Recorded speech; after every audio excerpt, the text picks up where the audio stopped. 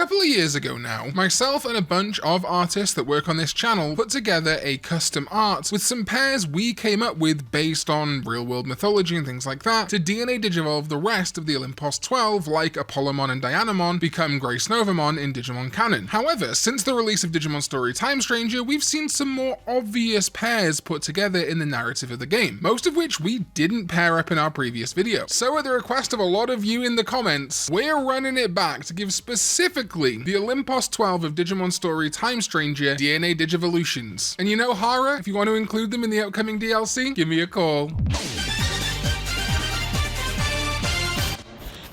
What is up, digital companions? My name is Karn EX and welcome back to another video, and yes, it's a custom art, baby, made possible thanks to my sovereigns and my Deva Artbringer over on patreon.com/Karn EX. If you would consider joining my sovereigns, Jeremy Babineau, Chaotic Prophet, and ZDK14, plus my Deva Artbringer Merby Studios to make more custom art videos possible, and in general keep this channel going during down periods for Digimon news, it would mean the absolute world to me. Thank you to my sovereigns, my Davas, and everyone else who supports me over on patreon.com/Karn EX. You're the best. So let's get into it. Custom DNA Digivolutions for the rest of the Olympos XII besides Gracenovamon, and of course this video does contain spoilers for Digimon Story Time Stranger. So the first pair that is most obvious, I guess earliest in the narrative perhaps, is Venusmon and Neptunemon, who we didn't pair up last time. They are of course united by their plotline as Shellmon and Divamon, and eventually as members of the Olympos XII in the Abyss area, the watery area. And I got Dry on board for this form, combining Venusmon and Neptunemon into Fontusmon. Dry wanted a name that was based on something like fountains, and there are gods Fontus and Juturna, or